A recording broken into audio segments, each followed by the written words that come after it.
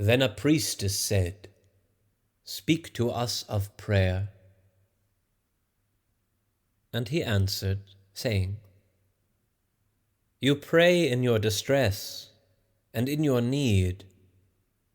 Would that you might pray also in the fullness of your joy and in your days of abundance. For what is prayer but the expansion of yourself into the living ether?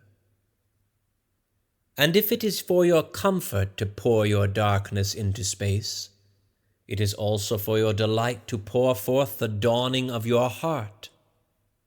And if you cannot but weep when your soul summons you to prayer, she should spur you again and yet again, though weeping, until you shall come laughing. When you pray, you rise to meet in the air those who are praying at that very hour, and whom save in prayer you may not meet. Therefore let your visit to that temple invisible be for naught but ecstasy and sweet communion.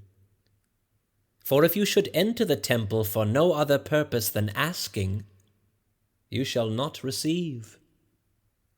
And if you should enter into it to humble yourself, you shall not be lifted. Or even if you should enter into it to beg for the good of others, you shall not be heard.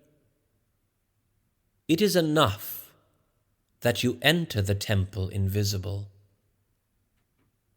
I cannot teach you how to pray in words. God listens not to your words, save when He Himself utters them through your lips. And I cannot teach you the prayer of the seas and the forests and the mountains.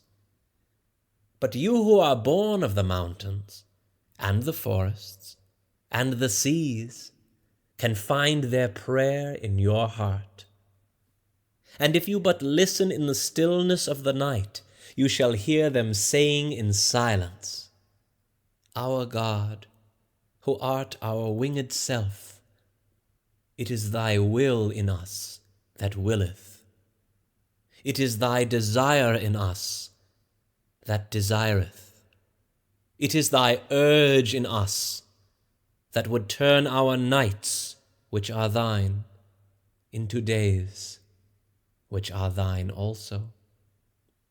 We cannot ask thee for aught, for thou knowest our needs before they are born in us.